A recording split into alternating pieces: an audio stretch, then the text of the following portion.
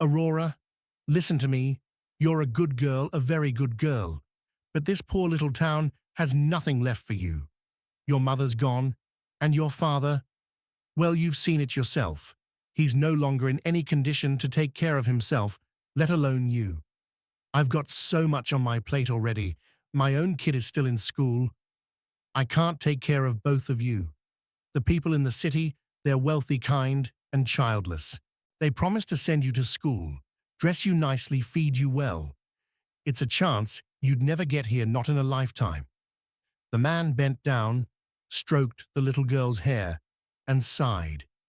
You're going with them not because I don't love you, but because I want you to have a better life. Aurora simply nodded, her big dark eyes showing nothing but trust. She knew nothing about transactions, about cash, about what grown-ups called lightening the burden. All she knew was this was the first time someone had spoken to her in such a gentle voice. The car pulled away from the rickety wooden house, carrying a frail little girl and her worn-out backpack that held exactly three things: a teddy bear with a torn ear, a comic book with a ripped cover, and a fragile hope that, somewhere ahead, there was a place called family. But what Aurora didn't know was that this trip would be the beginning of a life marked by neglect, exploitation, and abandonment. And it was there that a ghost named Eva Quinn began to take shape. The first time Aurora stepped into the Lancaster mansion, she could hardly breathe. White marble-veined walls, high ceilings adorned with glittering chandeliers swaying gently in golden sunlight. The scent of cinnamon and vanilla candles filled the air.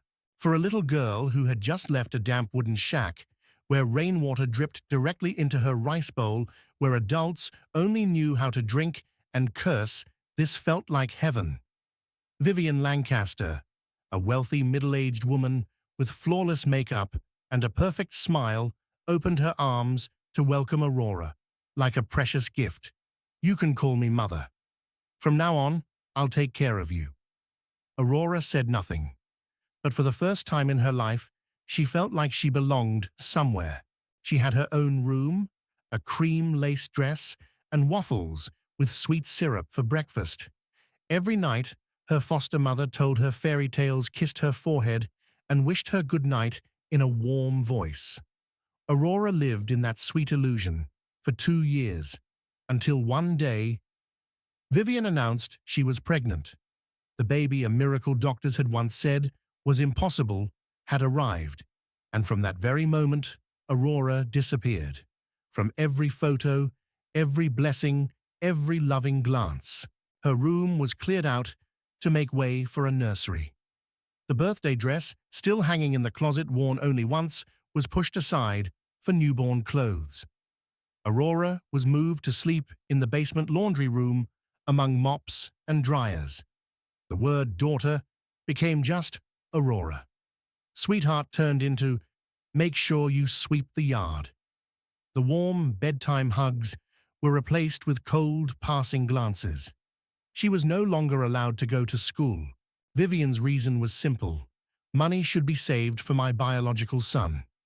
As for you, just take care of the house. Aurora didn't cry. She didn't react. She simply cleaned the living room, picked up the toys, and memorized every word, every look, every rejection, like knife strokes etched into the memory of a child who had never truly lived like a child. She understood. The paradise she was granted had always been temporary. To a real mother, an adopted child was just a placeholder until the real one arrived.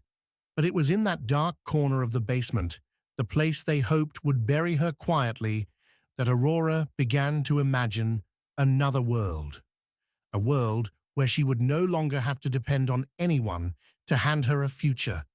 If you visited the Lancaster mansion on an ordinary day, you'd see a young girl with neatly tied hair, wearing a worn-out apron, scrubbing the floor by hand and nodding obediently at every trivial command. She picked up Benjamin's toys. She brewed Vivian's coffee to just the right temperature.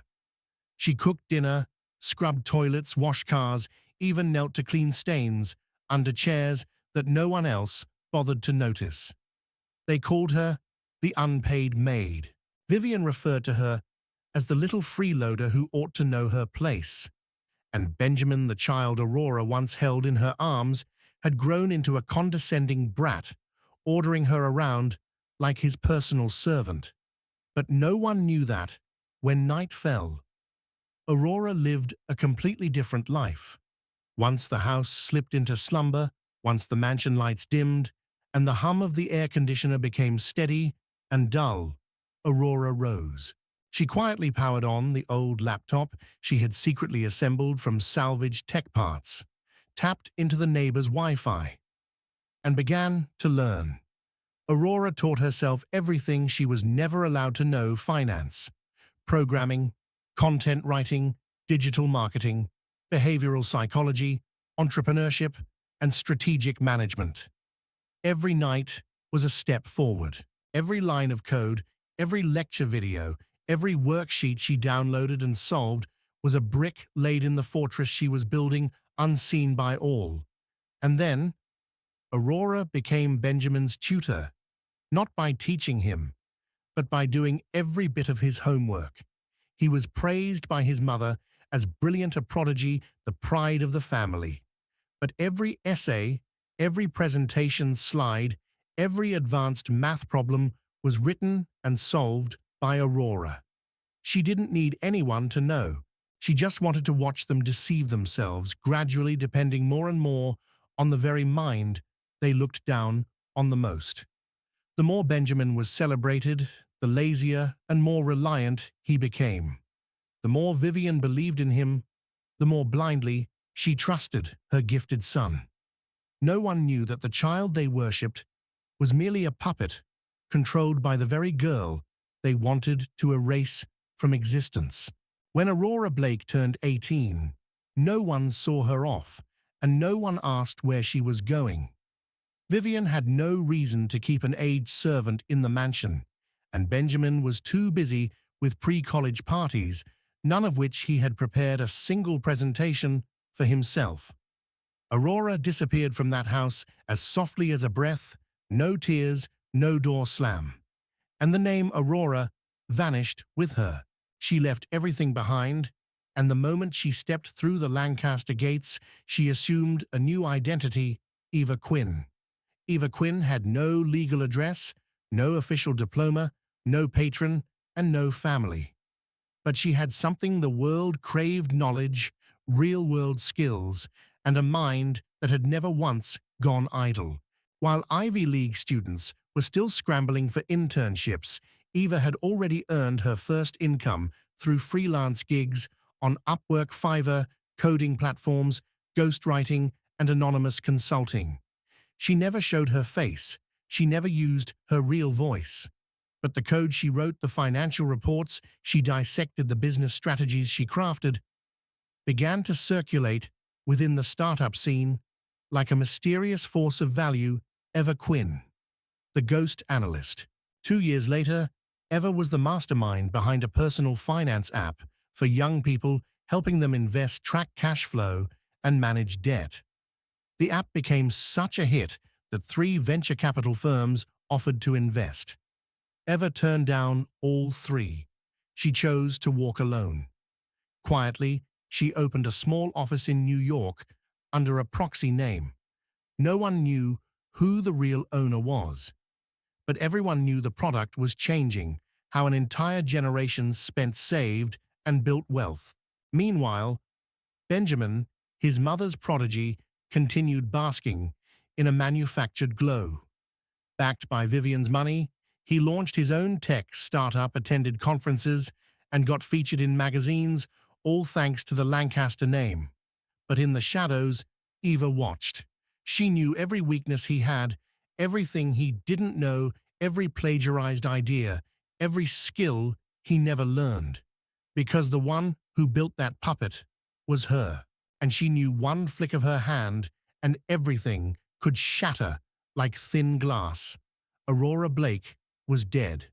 But Eva Quinn, the faceless woman, holding the keys to technology and financial secrets, was rising each day toward a throne, built from the very ashes of the family that once discarded her.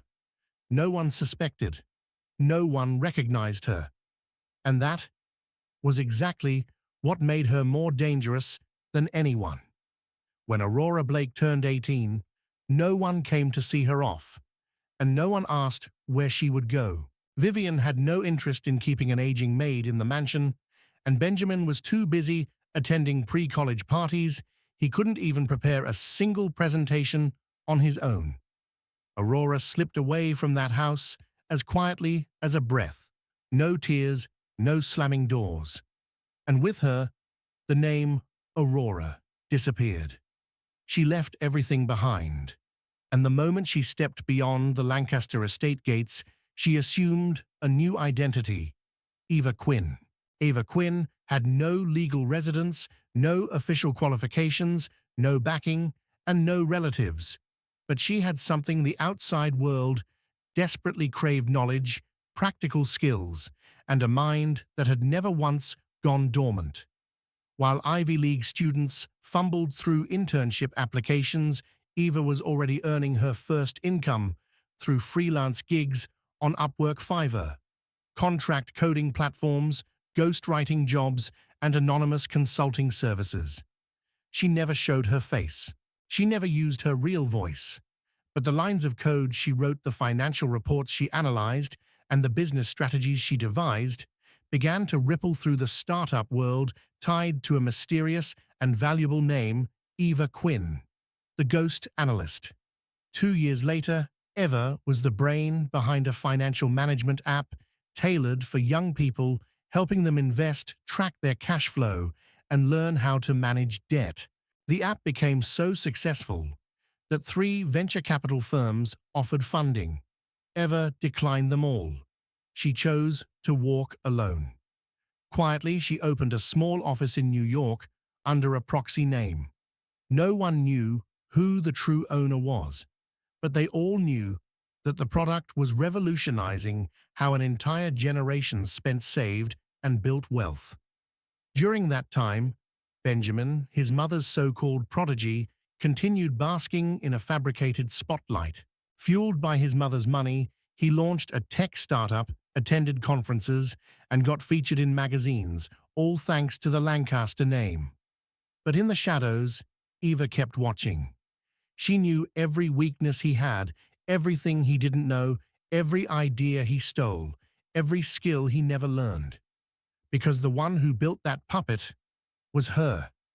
And she knew with a single flick of her hand, everything could shatter like thin glass. Aurora Blake was dead, but Eva Quinn, the faceless force holding the keys to technology and the secrets of the financial world, was rising each day toward the throne, once denied to her by the very family that dismissed her. No one suspected, no one recognized her, and that was precisely what made her more dangerous than anyone. 4 years after Aurora vanished, the name Benjamin Lancaster proudly appeared on the cover of a mid-tier startup magazine, The Golden Boy of Dallas, the young founder reshaping the future of tech. In the photo, he wore a light-colored suit, smiling stiffly at the camera, his hand resting on a laptop he barely knew how to use, other than to open Spotify. To the public eye, every accomplishment sparkled.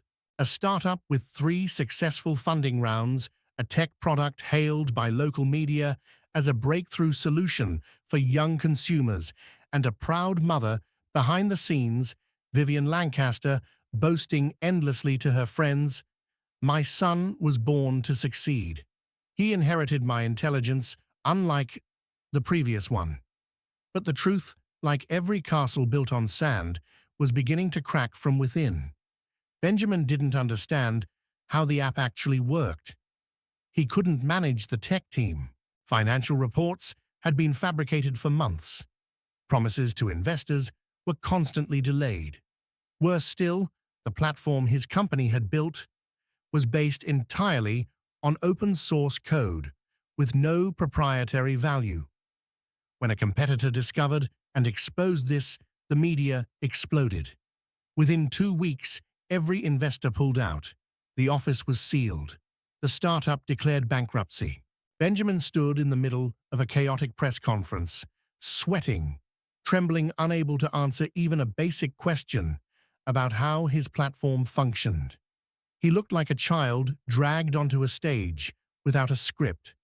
Vivian was stunned. She cried.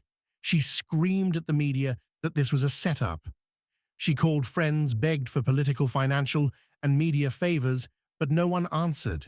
Some even started avoiding her, because in a world where reputation is currency, she had bet everything on a bubble called Benjamin Lancaster. And just then, at a high-level corporate summit in New York, an event Vivian reluctantly attended to salvage her pride, a different name echoed through thunderous applause: Eva Quinn, CEO of QLogic, the young woman who had just signed a strategic partnership with an international bank. Vivian turned around only to meet a familiar gaze. Eyes she once saw bowed low beneath her. The eyes of the child she had banished from the dining room, pushed into the basement, forbidden from going to school. But this time, those eyes showed no fear. They were calm, cold, and towering above her on stage. Aurora, now Eva Quinn, didn't smile. She didn't bow. She simply said one sentence: "Sorry, I don't recall who you are." And just like that, the illusion of an empire Vivian had proudly built around her son came crashing down completely. "Aurora, listen to me. You're a good girl, a very good girl. But this poor little town has nothing left for you. Your mother's gone, and your father, well, you've seen it yourself. He's no longer in any condition to take care of himself, let alone you. I've got so much on my plate already. My own kid is still in school. I can't take care of both of you.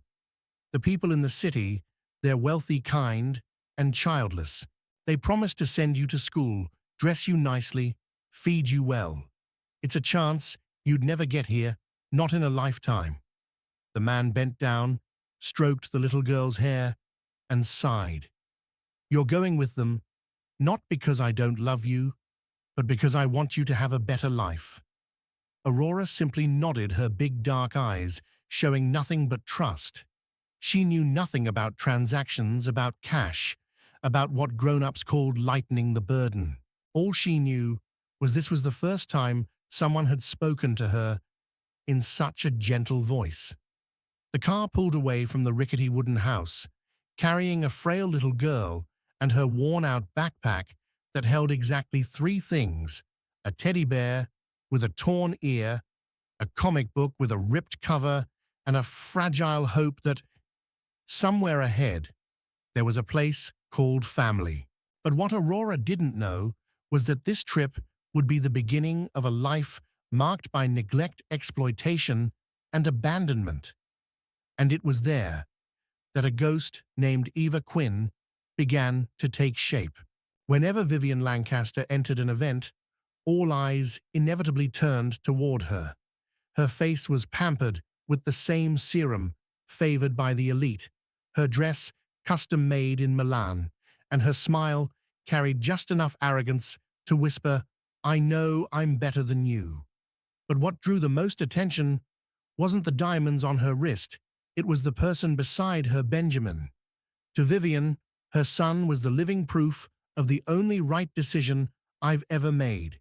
He is my flesh and blood, the future I've spent my whole life building, the thing I'm most proud of, more than any title or degree I've ever held. My son will take back the position I lost to men, to emotions, to the trash that once lived in my basement. Of course, no one remembered the name Aurora. Vivian never mentioned it. She didn't need to. To her, Aurora was nothing more than a temporary void, a faint scratch across her life story now buried beneath solid gold, named Benjamin Lancaster. And Benjamin, he stepped onto stages like a tech prince. The media dubbed him the new face reshaping America's startup scene. Investors poured money into him like he was the next Elon Musk. But no one knew. He couldn't read a financial report without a consultant. He couldn't draft a business plan without copying a template. He didn't know what burn rate meant, but he still casually accepted $3 million in funding. He was a sculpture carved out of a mother's pride and the silent sacrifice of a sister he couldn't even remember. Vivian believed she had raised a genius, but she never realized genius doesn't come from blood. It comes from the sweat of the one who was once pushed into the basement, the one they now pretend never existed. But history remembers, and the one who once bowed their head, it will not stay beneath their feet forever. Benjamin Lancaster was still invited to speak at tech conferences, still praised by the media as the icon of a new startup generation. Every time he stepped on stage, he wore a crisp suit and spoke of disruptive visions and AI-integrated consumer data platforms, but in reality, every speech was written by someone else, and even the pronunciation of technical terms had to be rehearsed in front of a mirror. Investors still smiled and shook their heads because he carried the Lancaster name. And Vivian? She remained front and center at every event, her eyes gleaming with arrogant pride. She doubted nothing. In her mind, a son raised from birth with elite ideals and a hunger to win could never fail. But Benjamin had never learned to fail because every mistake he had ever made had always been quietly fixed by someone else. And now that someone was gone, and from here, everything began to crack quietly but terrifyingly. A major client discovered that Benjamin's startup software used code of unclear origin. An engineer resigned, revealing that the internal team was in disarray, and no one understood the company's strategic direction. A financial report came up $700,000 off because Benjamin didn't know the difference between fixed costs and variable costs. He began to panic. Investor calls stretched past midnight. Staff turnover skyrocketed. The media started to go silent. And Vivian, she still refused to believe. It's all jealousy. My son is a genius. He just needs time. But what Benjamin lacked wasn't time. It was competence, the one thing that can't be faked forever. When the world stopped applauding, the once celebrated prodigy looked like a puppet whose strings had been cut, trembling and lost. And somewhere in the shadows, someone who once lived in darkness was watching it all unfold, as if rewatching a play she herself had written. Within just 3 months of the third funding round, everything started falling apart. An investigative article, published on a major tech platform, revealed that the source code used in Benjamin's product had been plagiarized from an open-source framework. The code, once presented as the work of a promising young engineering team, was actually copied directly from programming forums, offering no proprietary value whatsoever. Investor silence quickly turned into formal withdrawal letters. The media got involved. A group of customers filed a lawsuit over leaked personal data. Then internal messages were leaked, revealing that Benjamin didn't even understand the product he was supposedly leading. Eventually, the company was frozen. The office was sealed. And Benjamin was summoned to an emergency press conference to give an explanation. He stepped onto the stage with no assistant, no mother by his side, and no prepared statement. Flashbulbs lit up his face. And then came the very first question. Can you describe the data security system of your application in 3 steps? Benjamin stood there, eyes wide, mouth open, and not a single word came out. The boy, once celebrated as a genius, now looked like a child, dragged in front of the class without having studied. Vivian sat in the front row, her hands clenched tightly, her lipstick fading with every question her son couldn't answer. What she once believed was a perfect reflection of her intellect was now collapsing in front of her. When a reporter turned to ask her a question, she didn't stand up to defend him. She had nothing to say, and for the first time in more than 30 years of reigning over reputation, Vivian Lancaster realized she could no longer control everything. Her phone rang endlessly, but not with congratulations. They were contract terminations, withdrawn investments, apologies, and cold hang-ups. In that moment, Vivian was no longer a powerful mother. She was just a woman watching the empire she had proudly nurtured collapse beneath the brutal truth she had chosen wrong. After the press conference, Vivian Lancaster walked out of the building like someone who had just crossed a battlefield, but this time no one reached out to steady her, and no camera bothered to capture the proud elegance she had worn for over 3 decades. The phone in her hand kept vibrating, not with event invitations nor thank-you notes for raising a young talent, but with cold messages from former partners. We regret to inform you that our collaboration will need to be re-evaluated. Unfortunately, your public image no longer aligns with our brand's media direction. She called back, no one answered. She called the heads of associations she once funded. She called old friends who used to dine with her every weekend. She called the agent who had landed her son on magazine covers. All she got was silence. Or, "The line is busy." For the first time, Vivian tasted something she once thought existed only in fable's true isolation. Not from those beneath her, but from the very people who once toasted her, praised her, and crowned her a role model. And then, in that brutal silence, a name she had tried to forget for 4 years resurfaced in her mind, like an old wound torn open. Aurora. The very girl she had cast aside, forced into servitude, stripped of a surname and dignity. The one she mocked for keeping her head down and mumbling like she owed the world something. The one she once told living in this house is already a blessing. Don't expect more. Suddenly, she remembered those eyes, quiet but deep, like a well. She remembered Benjamin's homework being too perfectly done. She remembered how Aurora would vanish into the night, and by morning, everything was still in order. Vivian, the woman who once believed she could never be wrong, finally faced the one truth she had spent her whole life avoiding. She had let go of the only person truly worthy of her trust. And somewhere out there, the girl once known as Aurora Blake was getting ready to step into the light. 3 weeks after the collapse of Benjamin Lancaster's scandal in New York City, hundreds of top entrepreneurs, investors, and major media outlets gathered at the Forbes Private Summit on International Finance. The year's theme, redefining the future of tech investment. The most anticipated name, the mysterious final guest, was a woman who had just secured Series D funding at a valuation of $1.2 billion.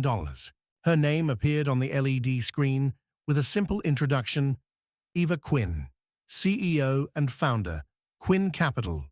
The name echoed beneath the lights. The backstage doors opened. A young woman stepped up to the stage, no glittering suit, no heavy makeup, just a minimalist black ensemble. Her hair neatly tied, her eyes cold, and her stance calm and upright, as if she had already survived storms far greater than anything beyond those walls. Vivian sat in the guest section. She had only come to save face, never expecting to see that face, the one she had treated as invisible for decades. In that moment, Vivian's world froze. Aurora. But now no longer the nameless servant girl. She was Eva Quinn, the woman who made hundreds of CEOs rise to their feet. Eva stood at the microphone without a single note. She didn't begin with thanks. She didn't use poetic phrases. She simply spoke quiet, sharp, and clear. I am someone no one wanted to keep. I was sold like a commodity, treated like trash, surviving on pity. But in the basement where they locked me away, I taught myself how to read, how to write, and how to build my first empire. The room was dead silent. I'm not here to retell the past. I'm here to define a present one, where the children once looked down upon will reshape the order one, where the arrogance of the elite will be replaced by real value. And if you're still wondering who I am, the answer is simple. I'm the one you never noticed, and now you can no longer ignore. The entire room stood. No one moved. No applause came too quickly. They simply stood, because they knew a new symbol had just stepped onto the stage. And Vivian. She couldn't lift herself from her chair. She just sat there, clutching her expensive clutch, her eyes fixed on the girl she once snapped at for touching things that belonged to the rich. And then Ava looked down toward the guest rows. Her gaze swept past Vivian. No nod, no anger, just pure indifference, as if that woman had never existed. The summit was still buzzing after Ava Quinn's speech, but the financial world had already begun to shift, not through declarations, but through concrete actions as sharp and cold as the woman behind them. Right after stepping off the stage, Eva didn't stay for the after-party. She didn't answer the press. She walked straight into a private VIP room where a major shareholder meeting was waiting for her decision. Quinn Capital had just acquired 12% of shares in a prominent venture capital firm based in Texas, one with 3 key partners who had previously invested in Benjamin Lancaster's startup. And within less than 15 minutes, Eva opened the files, presented evidence of manipulated reports, market trust violations, and firmly stated Quinn Capital does not engage with any individual or organization that has deliberately undermined women-concealed competence or turned trust into a tool for power games. From this moment forward, all contracts involving these 3 names are terminated. No shouting was needed, no insults required. Just a nod, and the entire financial system understood power had changed hands. But Eva didn't stop there. She issued a special notice to every strategic partner, including a blacklist titled Permanently Non-Cooperative, featuring several prominent names: Benjamin Lancaster, Vivian Lancaster, and the entire executive team of Benjamin's former startup. The press called it the blacklist of the most powerful female CEO in America. On social media, the name Eva Quinn began trending alongside hashtags like "She was the shadow," "Silent Queen," "Hunt from basement to boardroom." Vivian read the news with bitterness. She had once used her connections to erase the name Aurora from every record. Now it was Eva Quinn who erased her from every circle of influence. Benjamin didn't understand much beyond the fact that his investment emails bounced back, his calls went unanswered, and every door he once assumed would always be open had shut for good. He didn't know why. He never realized that the person he once relied on to do his homework was now the one writing the test for the entire world. Weeks after the summit, while the media was still ablaze with the name Eva Quinn, Vivian Lancaster appeared at a small investment roundtable. No more spotlight, no entourage orbiting her. She tried to salvage the last remnants of her reputation, speaking about volatility in modern investments. But the room was sparse. Every glance sent her way carried a hint of pity, the same emotion she once reserved for Aurora. Benjamin had nearly vanished from the investment map. Every email pleading for a second chance went unanswered. Former partners even removed his name from their potential client databases.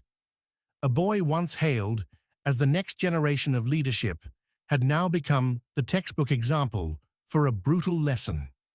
When success isn't backed by competence, you're just sitting on a time bomb. And Eva Quinn. She didn't reappear on television. She didn't tour talk shows, didn't attend the Met Gala, didn't post a curated glimpse of her life. Instead, she used her investment earnings to establish a scholarship fund for children denied education simply because they were deemed unqualified, just like she once was. One day, the press tracked down some of her distant relatives in Arkansas, the very place where she was sold off by her own uncle. They asked if she wanted to speak out to expose to file charges. She replied with a single sentence that silenced the entire room: "I don't need to go back for revenge. I just need to go far enough that they have to look up to see me and don't dare say my name out loud." No tears, no fanfare, no grand finale. Just a woman, once abandoned, once sold, once humiliated, now standing at the summit with no need for anyone's validation. Because what Aurora, or rather Eva, had gained wasn't admiration. It was invincibility. Aurora had grown used to living like a shadow in the Lancaster house, silently walking down long hallways where no one cared to look, working from dawn till dusk without a single word of concern. She had learned to exist in silence, to ask for no kindness, to expect no affection. But then one day, someone saw her. Not with pity, but with a quiet, soul-stirring kind of attention. Liam Donovan, the son of Vivian's best friend, visited the house and found Aurora struggling with a pile of old school books she had dug out of the storage room. He didn't say much. He just sat down, flipped open a book, and said in a calm voice, "You got this part wrong. Let me show you." From that day on, every week, Liam would leave her a notebook, a short note, a seemingly simple question. "Are you okay today?" Aurora had never known what it felt like to have someone choose to be beside her, until Liam not only chose to stay, but looked at her like someone worthy of love. In a world so cold, he was the one thing that made her believe she wasn't born by mistake. At 18, Aurora left. No photo, no goodbye hug. Just an old backpack, a few changes of clothes, and eyes set on the future. But this time, she wasn't alone. Liam went with her. He left behind a life of comfort, warm dinner parties, and laughter in sunlit rooms to go with her to a strange city starting from nothing. They lived in a cramped, fifth-floor walk-up apartment, sharing every dollar in their wallets to eat, to study, and to write the first lines of code for what would become Quinn Capital on a second-hand laptop. Nothing was certain except the love they had for each other. But that alone was strong enough to face the world. There were nights Aurora wanted to give up, when the spinning chaos and haunting memories dragged her back to that cold basement. But all it took was Liam placing his hand gently on her shoulder and whispering, "You're not a shadow anymore. You're the one creating the light." And she would rise again, write another line of code, revise a pitch, and prepare for the next day's investor call. And so they climbed, step by step, no miracles, just faith that the other would always stay. Years later, when people speak of Eva Quinn, one of the most powerful CEOs of her generation, they speak of million-dollar deals and boardrooms held silent by her words.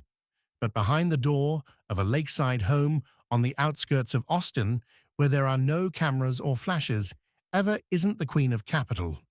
She's Liam's wife, mother to two rowdy boys, and a little princess who loves braiding her father's hair. Their dinners don't have champagne, but they have laughter. Their weekends don't have galas, but they have fresh-baked cookies and long walks by the lake. And in those quiet moments, Eva often watches her children play, then turns to Liam and whispers, "You know, I used to think I'd never belong anywhere, but now I understand. Family isn't where you're born. It's where someone chooses to stay, even when you aren't good enough, bright enough, or anything enough." She never needed revenge, never needed anyone to pay. The most beautiful ending was living a life she once didn't dare to dream of. A life with someone who chose to walk with her. A home built on love. and 3 children, the gentlest closing chapter to the story of a girl once raised in a basement, sold like something no one wanted, now a woman the world could only speak of with reverence. Those 3 children, Liam Jr., Noah, and Ellie, weren't just Eva's kids. They were extensions of her soul pieces, of a future she once believed she could never have. In their lake house, without a locked gate, every morning began with little voices calling out for Mom through sunlit hallways. Liam Jr., wise beyond his years, often sat quietly in Eva's office, just to watch her work and learn how to be gentle while working hard. He didn't speak much, but when he did, it struck deep. Once, when he found his mother silently staring out at the rain, he gently took her hand and asked, "Did it rain a lot when you were little?" A question so innocent, it stole her breath. No one had ever asked about those basement years with the leaking roof and rain as her only lullaby. Noah the second was the spark of the home. Mischievous, loud, constantly in motion, but also the only one who could make Eva burst into laughter on her hardest days. He once dismantled the coffee machine to see if it was made of dreams. To Eva, Noah embodied freedom, the very thing her childhood lacked. He broke rules, asked questions, and dreamed big. And every time he did, Eva felt a lightness in her chest, knowing he carried none of the fear she once had to endure. Ellie, the youngest, was magic. With eyes as soft as melted chocolate, she would often cup her mother's face and whisper, "You're a superhero in a suit." Ellie liked to nap on her father's shoulder, but would only let her mum tie her hair. She folded sticky notes and wrote, "Mom is the inventor of love." Eva kept them all posted on the wall of her workspace, like a private manifesto that needed no audience, only a glance to feel strong again. The kids didn't know the whole story of their mother. Eva hadn't told them. Not yet. She didn't need to. To them, their mother was someone who made banana bread raised venture capital better than anyone and listened to childish tantrums like high-level meetings. And that was what touched Eva most. They didn't need to know she'd once been sold, locked up, or lived without a name, because they had never known a world without love.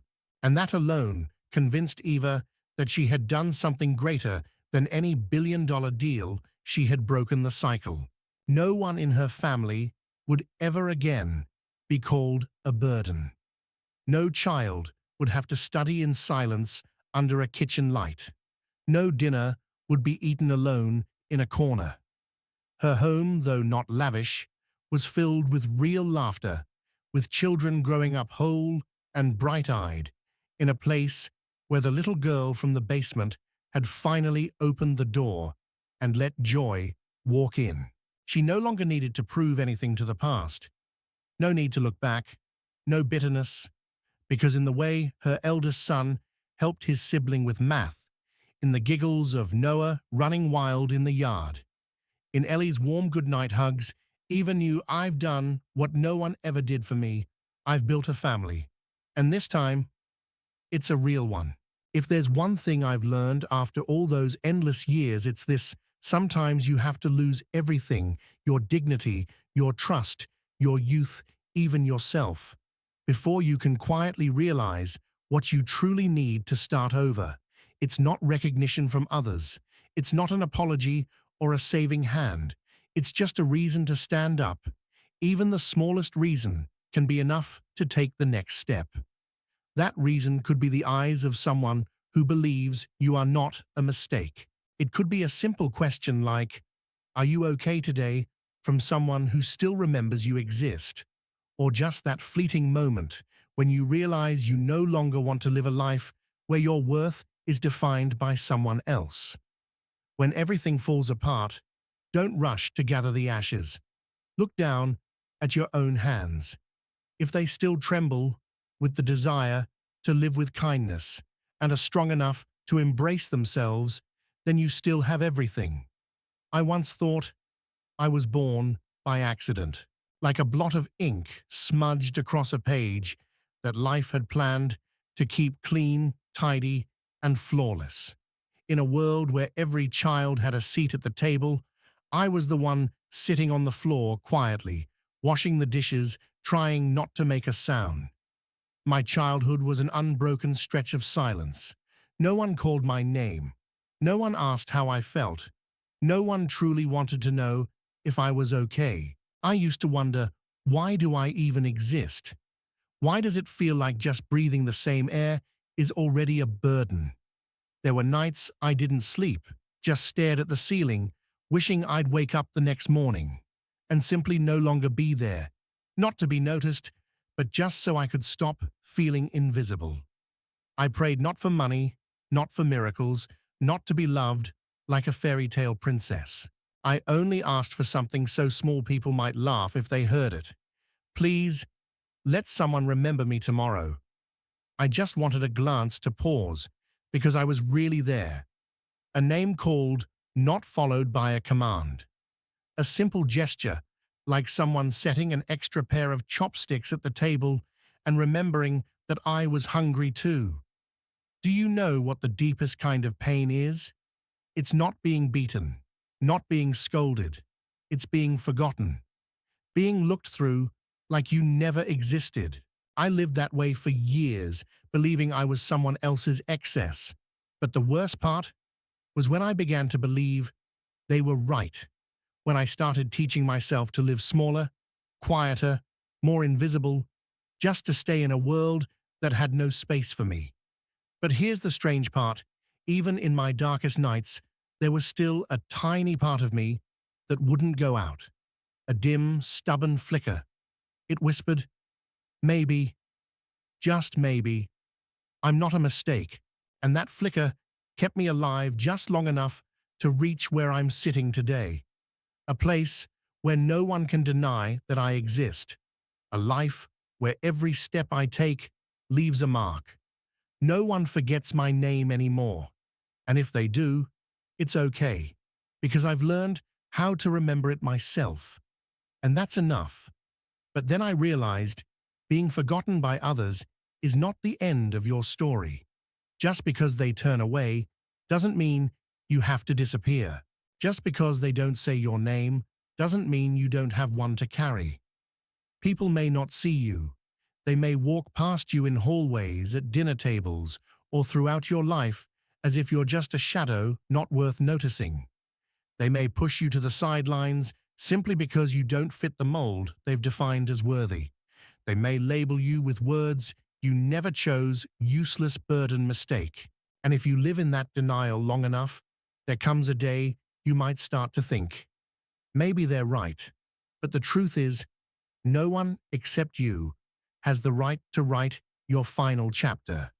And sometimes all you need is not a wide open door, not a rescuer, but a belief so small, so quiet, no one else can see it.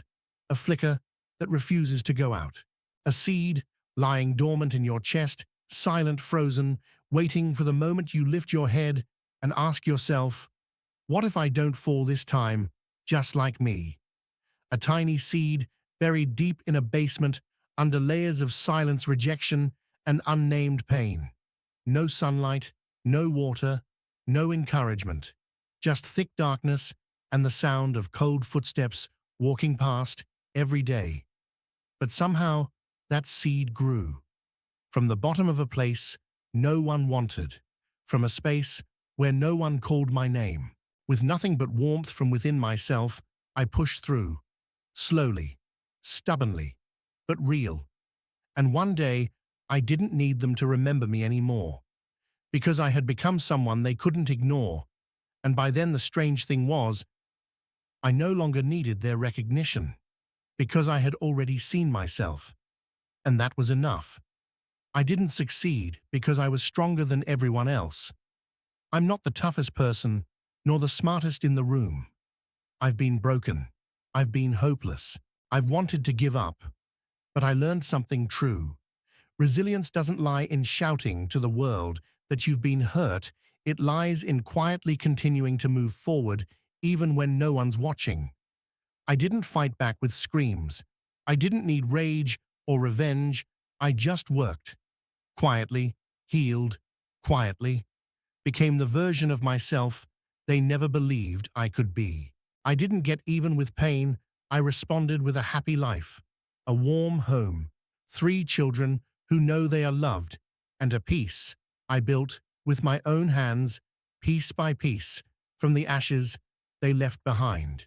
And in the end, I understood this: no one needs to kneel before you to apologize. They don't have to say anything. They just have to go on living with their silence.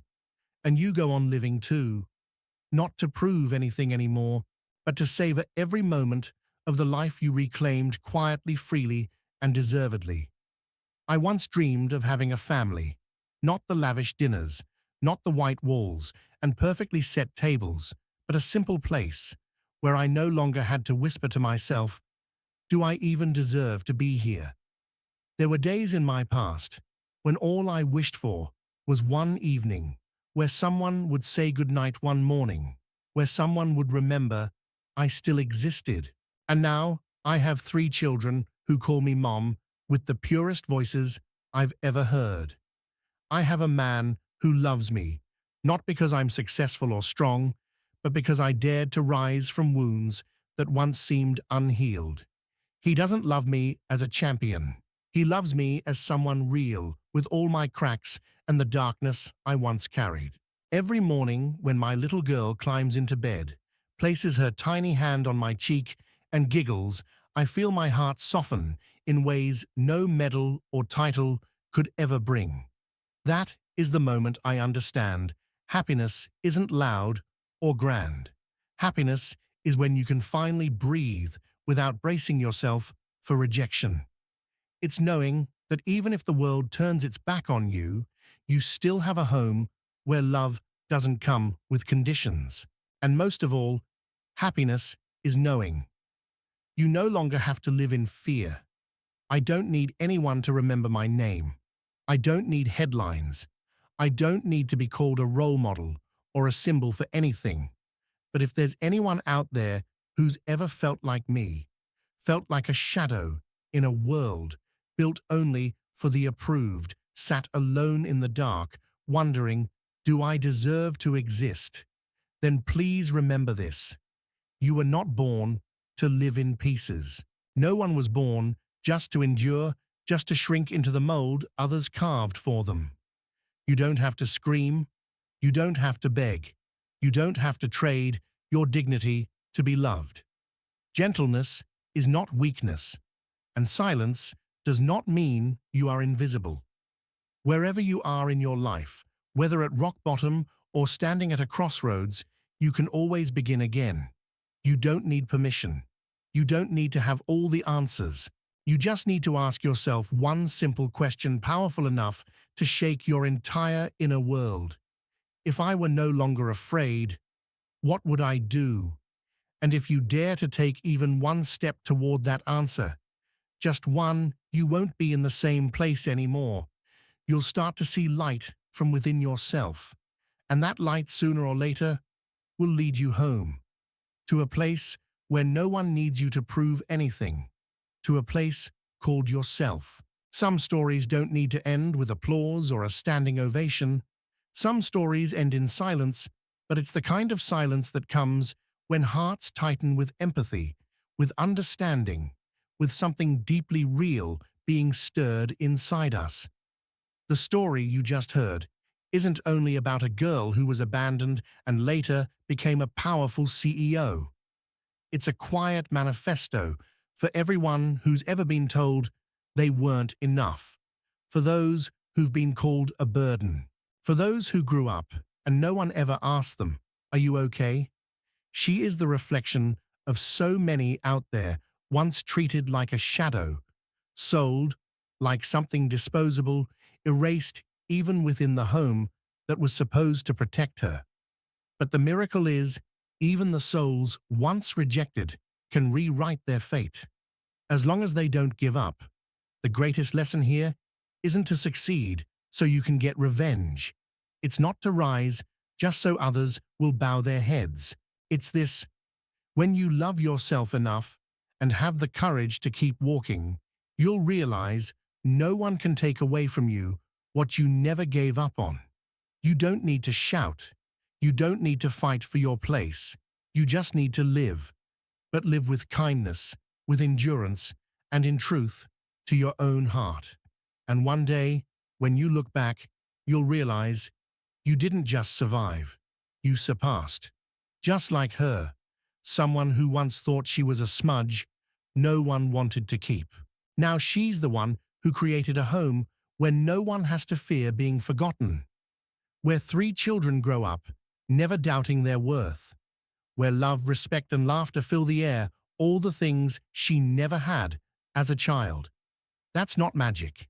That's the power of someone the world once rejected, who never once rejected herself. And if you even just once have felt like you weren't enough, if you've ever been hurt by the people who were supposed to love you most, please remember this. You are not a flaw in the system. You are living proof that beautiful things can grow from the darkest places. You don't need to be born in the right place. You just need to never abandon yourself. If this story touched something in you, leave a comment, so that others out there who felt as lonely as you once did will know they're not alone. And if you believe in the healing power of honest, heartfelt stories, don't forget to like, share, and subscribe to Toch Story. Because here, we speak the things that go unspoken, the things everyone deserves to hear, at least once in their life. Thank you for staying until the end. And if today has been a hard day, please remember this: you are still whole enough to begin again. And you deserve to be loved, not because you're perfect, but because you're you.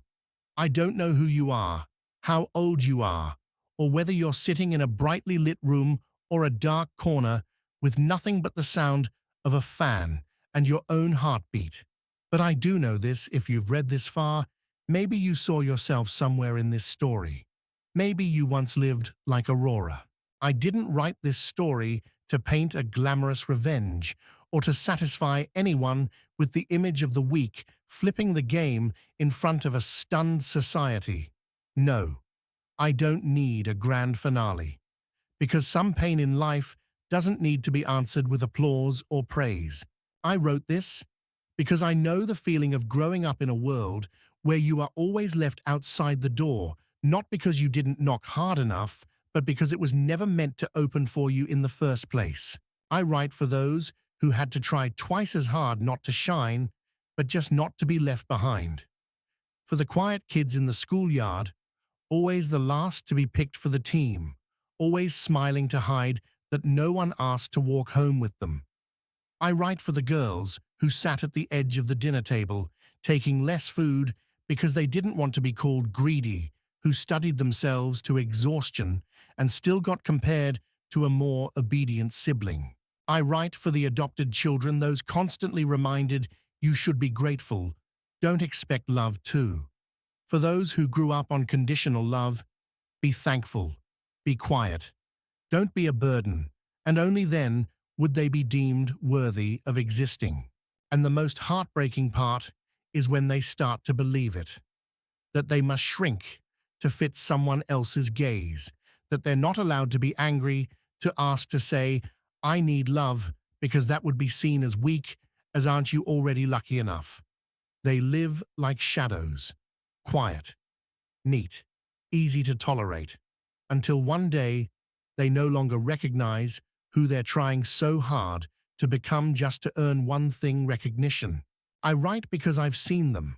I write because they are too often overlooked. They don't scream, they don't act out, they endure, and everyone assumes they're fine. But no one ever asks if they really are.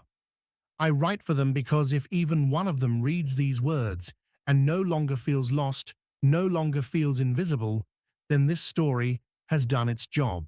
Not everyone gets to be seen from the start, but everyone deserves to be seen at least by themselves. And if you've been living in a shell just to keep from being hurt again, then I just want to say you're not the only one. and you don't have to keep shrinking yourself forever. Maybe no one ever opened the door for you, but that doesn't mean you can't walk through it yourself. And when you do, you won't just step out of the dark. You'll be the one carrying the light for yourself and for those who once lived like you. When I write about Aurora, I don't just see a girl who was abandoned, rejected, and sold like an unwanted item. I see millions like her. In real life, they're the girls who smile at diners while their hands tremble from fatigue carrying coffee. They're the single mothers rocking babies to sleep while learning to code at midnight. They're the kids doing homework for their younger siblings, cleaning the house in place of their parents, and learning how to grow up before they ever had a chance to know what childhood felt like. And then, when they grow up, people call them resilient brave, as if their pain is something to be proud of. But the truth is, they had to be resilient because they had no other choice. Aurora didn't take revenge by tearing others down. She simply rose, with intellect, with perseverance, with long nights under kitchen lights, with courage no one acknowledged, and with love she never received but chose to give to the next generation. The most beautiful moment wasn't the day she became CEO. It was the moment 3 children called her mom with unconditional trust in their eyes. She was no longer the extra in a family. She became the center of a new home. And this time, it was a home she built with her own hands. Her story reminds us that you don't need to be born in the perfect place. You just need to never give up. Even if you grew up forgotten, even if you were once called a burden, even if you once thought you were a mistake, it's not too late to rewrite your story. This story is for you, for the one who cried in silence, for the ones who've never been told you deserve to be loved, even if you've done nothing to prove it. I don't write to pity the past. I write to show you this. Even from the darkest places, the brightest things can still grow if you dare to believe that you weren't born to endure. And if you've ever asked, does anyone truly understand me? Then please believe this. As long as you are still here, still breathing, still longing for a life worth living, you can begin again. You don't need to wait for someone to give you the chance. You can open the door yourself. And when you do, you are no longer the shadow. You are the one who creates the light.